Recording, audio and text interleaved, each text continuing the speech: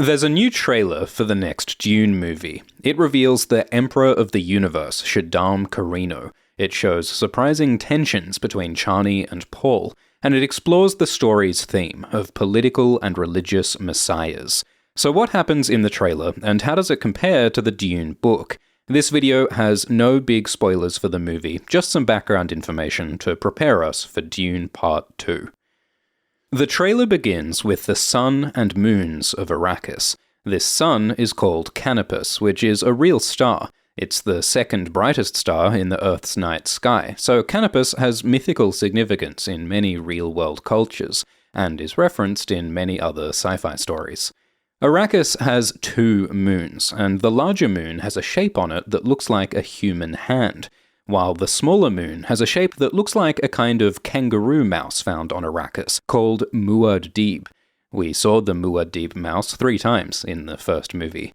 The Fremen admire Muad'Dib for its ability to survive in the desert, so there's a constellation named after the mouse that points north. Muad'Dib is a guide to the Fremen, and as we see in this trailer, Paul takes Muad'Dib as his name, as he too becomes a guide and a leader to the Fremen.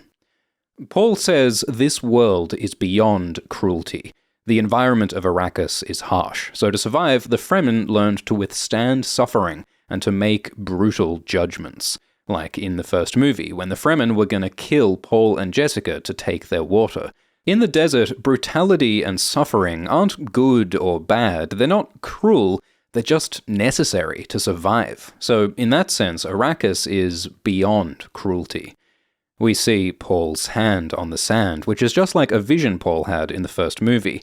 Dune explores how people change environments, and how environments change people. So how will this harsh environment change Paul? We see a Harkonnen gunship firing, maybe attacking some Fremen. The ships in these movies have organic, curving shapes inspired by nature, like this ship was based on the shape of an armadillo. This harvester looks like a sinister squid or spider. This gunship was inspired by bubonic plague infections and gangrenous tumours, as though the Harkonnens are a sickness, an infection on this land. Director Denis Villeneuve calls the Harkonnens invaders, colonizers, and predators. The bulging shape of the hovering ship also looks like the fat, levitating Baron, Vladimir Harkonnen. We see the Baron and Beast Raban with a Harkonnen army. There's more sinister, hungry-looking Harkonnen architecture behind them, reminiscent of the old H.R. Giger Dune concept art. This place might be Carthag, the Harkonnen city on Arrakis, which is 200 k's from Arrakeen, the smaller, older city where the Atreides settled. It looks like the Baron has some floating globes attached to him. Maybe this is a medical device, like a sci-fi IV drip. Because remember, the Baron was poisoned in the first movie. Maybe he's still recovering. In the first movie, the Baron told Raban to kill all the Fremen. Maybe that's what this army is for. But killing all Fremen won't be easy. We learned in the first movie that the Fremen are much more numerous and more powerful than the Harkonnens realize. And now, Paul and Jessica have joined the Fremen. Paul says the Fremen have fought the Harkonnens for decades, because the Harkonnens ruled Arrakis for 80 years before the Atreides took over. But the Atreides have fought Harkonnens for centuries, because these two families have hated each other for 10,000 years, ever since the Battle of Corran. This battle is when House Carino rose to power. The ancestors of Emperor Shaddam and Princess Irulan established their empire. And after this battle, an Atreides got a Harkonnen banished for cowardice, starting a blood feud that continues to this day. The Baron wants to finally win this ancient conflict by exterminating the Atreides. He also wants to cover up that the Emperor helped the Harkonnens with his Sardaukar soldiers, because if the other houses find out that the Emperor helped attack the Atreides, the houses would all turn against Shaddam.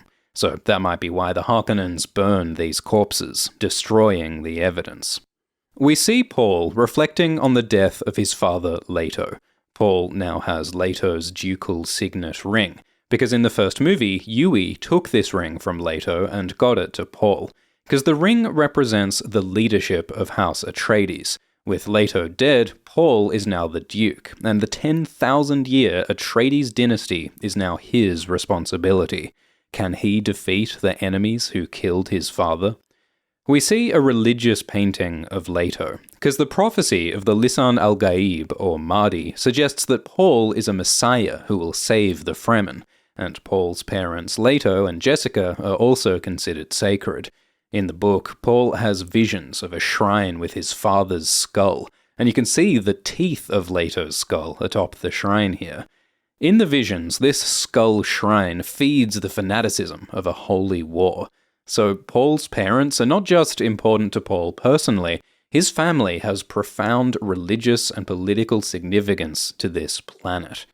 We see a fight scene where Paul and Chani wait to ambush some Harkonnen soldiers in the desert. Paul grabs an enemy sword and kills a Harkonnen with a cool spin move. Jessica kills a Harkonnen with a rock. We also see this huge battle with Chani fighting against the Emperor's Sardaukar. This shot looks like a vision Paul had in the first movie of himself fighting Sardaukar. Paul shouts Chani's name as though he's distressed to see his love swept up in the violence that he foresaw. In the book, we don't see Paul or Jessica or Chani fighting random soldiers. We do hear about some fights and battles that happen off-screen, like it's mentioned that Paul goes on raids with the Fremen, and Chani has a badass moment, but we don't see these fights happen in the book, because the book is focused on thoughts, conversations, visions, plans, and politics. The book is less about sword fights and more about battles of the mind. Of course, it's difficult to show thoughts on a screen, and that's part of why Dune is so hard to adapt into a movie.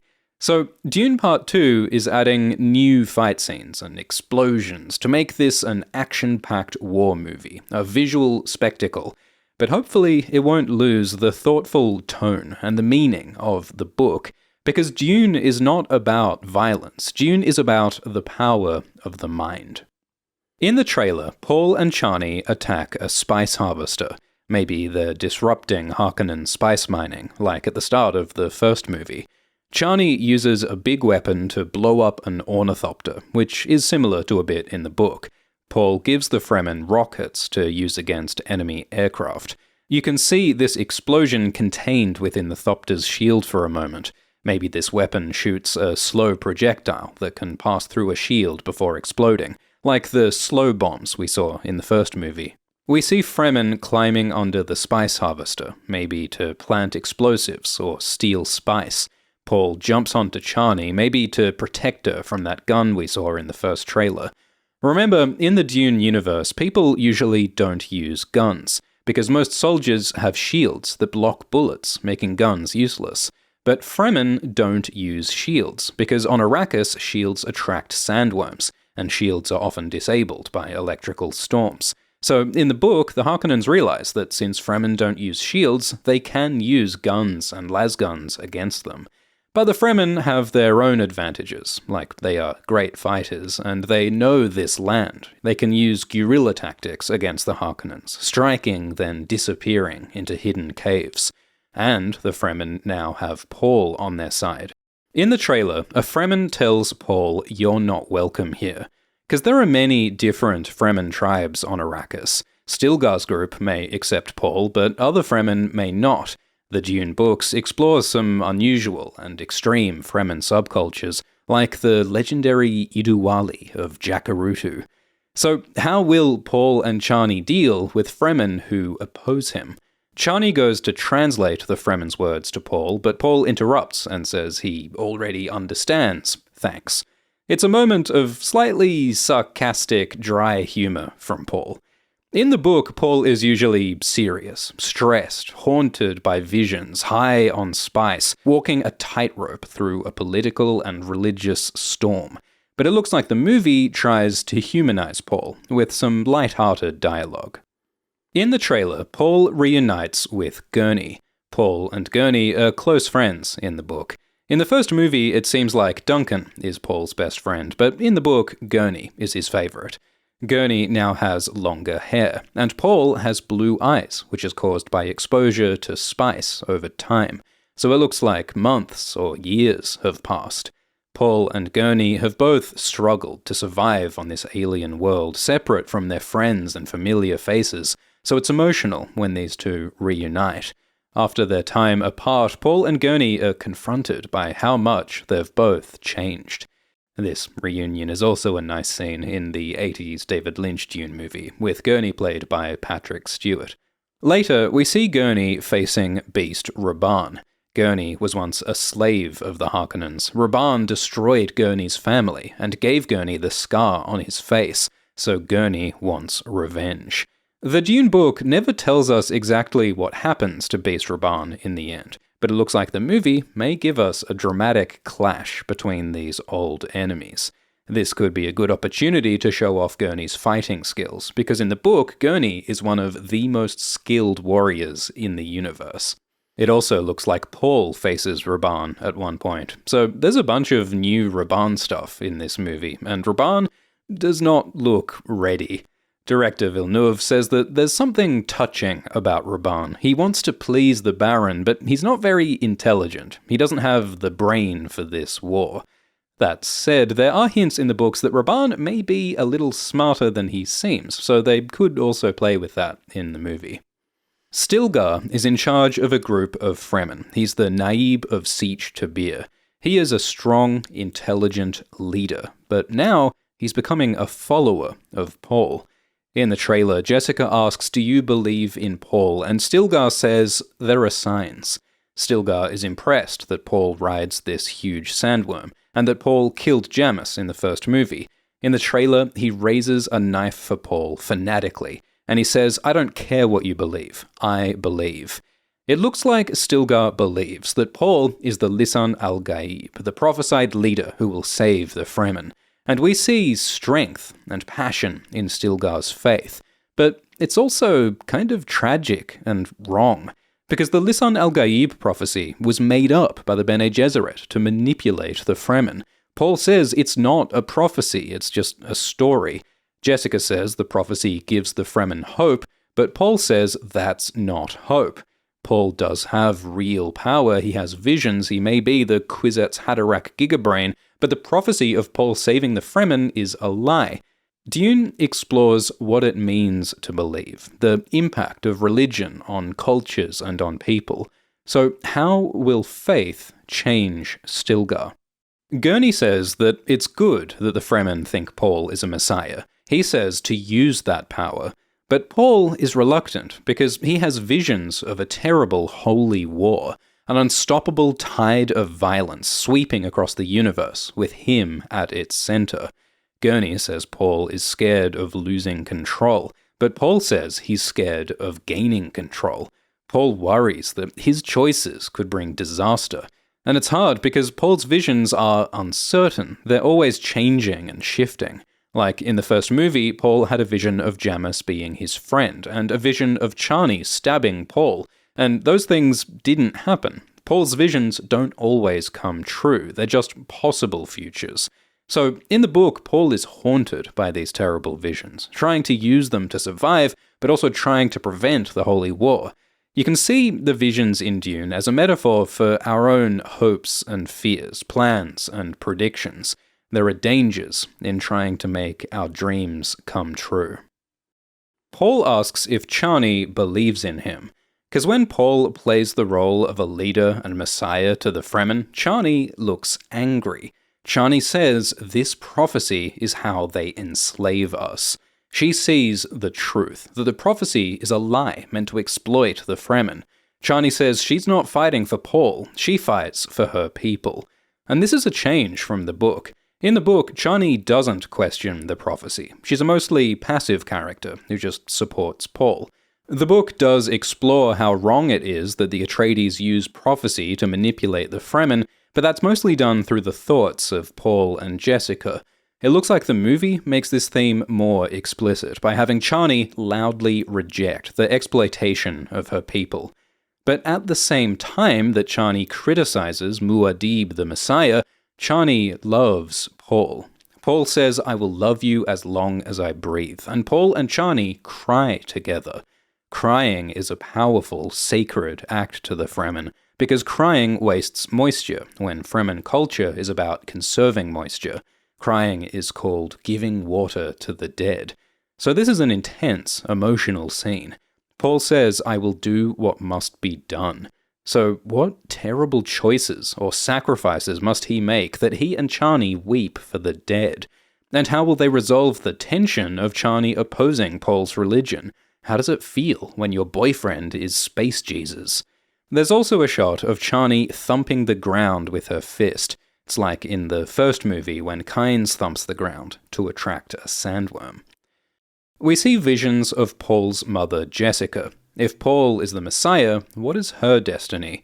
Director Villeneuve says Jessica lost everything. She is still grieving the death of her partner Leto and the loss of her home on Caladan, but she's also carrying new life. Jessica is pregnant, remember, and Paul had a vision of her baby in the first movie.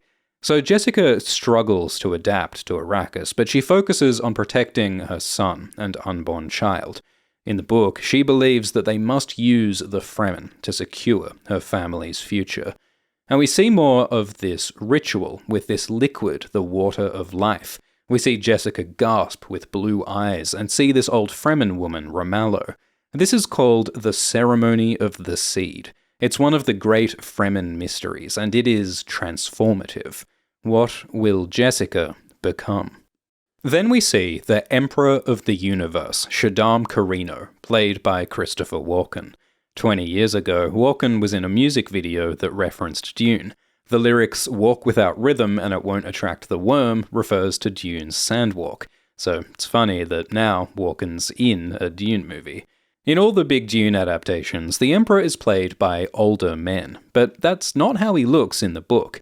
In the book, Shaddam is 72 years old, but he looks like he's 35, presumably because Shaddam takes spice, and spice extends your life, makes you live longer and look younger. In the book, Shaddam is slim and elegant, with a thin face and cold eyes, and he has red hair. Apart from the hair, Shaddam looks a lot like Paul's father Leto, because they're cousins. The Atreides and Carinos are related. Leto has dark olive skin in the book, and Shaddam's grandson is Saturnine, so Shaddam probably also has dark olive skin in the book. So Christopher Walken does not look like the 35-year-old dark-skinned redhead described in the book, but what about his personality? Who is Shaddam Carino? As Emperor, Shaddam appears to be the most powerful man alive. In the book, he wears military Sardaukar uniforms to show his strength. He acts confident, arrogant, wrathful, and demanding, like a man who must be obeyed. But Shaddam is not as powerful as he seems, because the Emperor's power is limited by the Bene Gesserit. Shaddam's wife, Anarul, is a Bene Gesserit. All his children are Bene Gesserit trained. And the Bene Gesserit control Shaddam's reproduction. They don't let him have a son. The Bene Gesserit plan to put a Bene Gesserit on the throne after Shaddam, and the Spacing Guild also have influence on Shaddam. So while Shaddam acts like he's all-powerful, he doesn't have control of his succession or of his own reproduction. Irulan writes that he was a man fighting constantly to escape the bars of an invisible cage. So all Shaddam's pretensions to power, the pomp and pride and fury, is impotent and pathetic. You get a sense of that helplessness from Shaddam's slumped posture in the trailer here. He and his daughter Irulan play a board game with little pyramids. The Dune book mentions a game called Pyramid Chess, or Cheops, named after the real Egyptian pharaoh who built the Great Giza Pyramid. Pyramid Chess is a 9-level game about putting the king in check and putting the queen at the apex, which is a nice metaphor for Shaddam. Shaddam is like a king in chess because he's not a very powerful piece. It's the queen, the Bene Gesserits, who have the real power in this game. So we might imagine that Irulan is winning this game against her father. They play in a beautiful sunlit garden. This is probably the Carino planet, Kaitan. This comfortable, leafy environment is a contrast to the harsh deserts of Arrakis. To the Fremen, this garden would be an unimaginable paradise. In the book, Shaddam indulges in the pomp and opulence of court. He flaunts his wealth with useless luxury and fancy events. He sits on a massive throne carved of fiery quartz from the Jewel planet. And this luxury is important because the book explores how indulgence can make you weak. The 1984 Dune movie captured this opulence well, but in this new trailer, we don't see any fancy luxury. Shaddam and his attendants wear simple, plain clothes. Hopefully other scenes will rizz up Shaddam's drip. In the trailer, Irulan tells Shaddam that Paul is still alive, and Shaddam says to deal with this prophet, which perhaps leads to Irulan's investigation plotline hinted at in the first trailer. None of that is in the book. It looks like the movie is creating new scenes to explore Shaddam and Irulan more. In the trailer, Shaddam says that Paul's father Leto was weak, which is an odd thing to say, because Shaddam attacked Leto because he was worried about Leto's strength. The book says that Shaddam feared Leto, and that he also respected Leto. Shaddam wished that Leto had married his daughter Irulan, so that Leto could have been his son-in-law. So when Shaddam calls Leto weak, maybe he does that out of spite and envy and frustration, projecting his own weakness onto Leto. Shaddam is a complex character, a man of terrible wrath and superficial charm and sad impotence. Hopefully Christopher Walken captures these layers to the Emperor. At the end of the trailer, we see this reflective spherical orb, which looks like the Imperial spaceship in the first Dune movie. So this orb may be Shaddam's ship, and the structure beneath it is this metal tent glimpsed in the big battle scene. We see more of Feyd-Rautha Harkonnen fighting in an arena. We see Feyd's two blades. In the book, Feyd has a black glove holding a long knife, and a white glove holding a short, poisoned knife. But the Baron looks down on his nephew Feyd and says, "Show me who you are." Because the fights in Dune are all about revealing your potential through focus and challenge. What is Feyd capable of? And what are the Baron's plans for Feyd? We see Feyd fighting Paul, another black and white duality between a Harkonnen beast and a mindful Atreides. This shot of Feyd raising his knife matches this shot of Paul raising his knife. In some ways, Feyd and Paul are alike. They are both the young heirs to ancient houses, and they are both products of the Bene Gesserit breeding program. In the book, the Bene Gesserit planned for Jessica to have a daughter, not a son, and that daughter was going to marry Feyd, and their child together was meant to be the super-powerful Kwisatz Haderach. But instead, Jessica had a son, and now that son is fighting the man who he was kind of meant to marry, which is a disaster for the Bene Gesserit plan.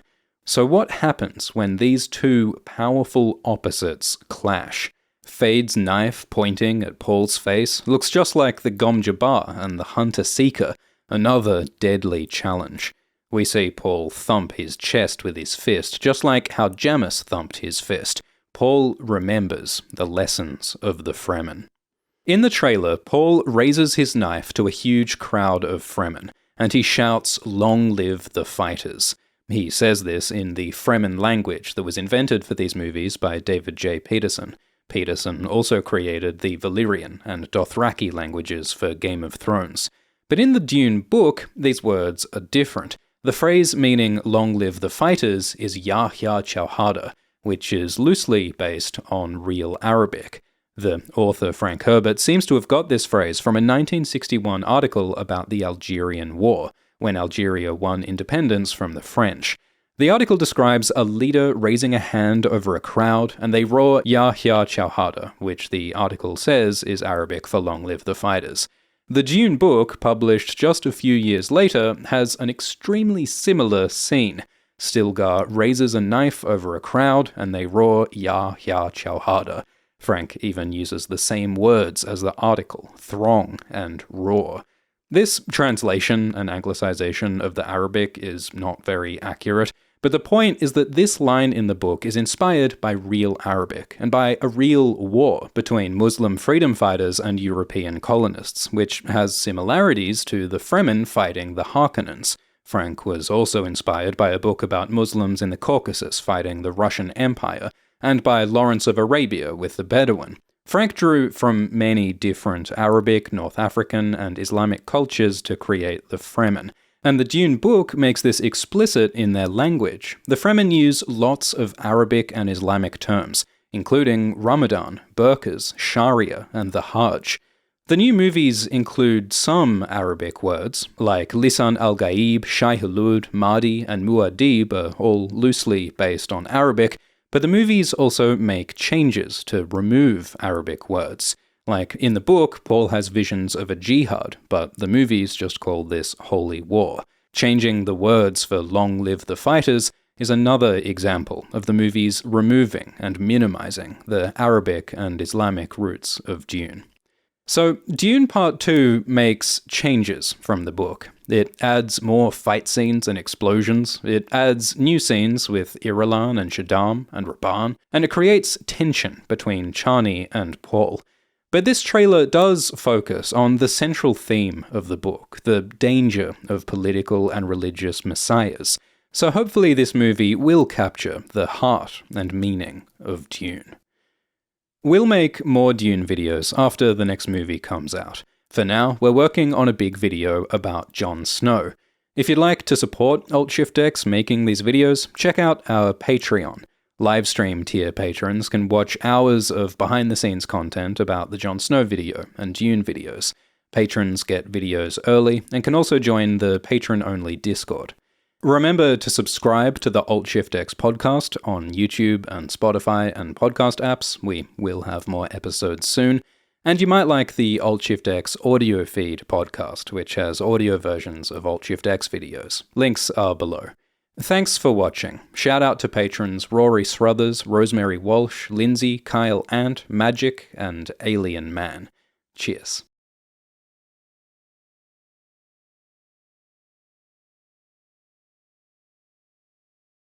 My name is Paul Muad'Dib Atreides.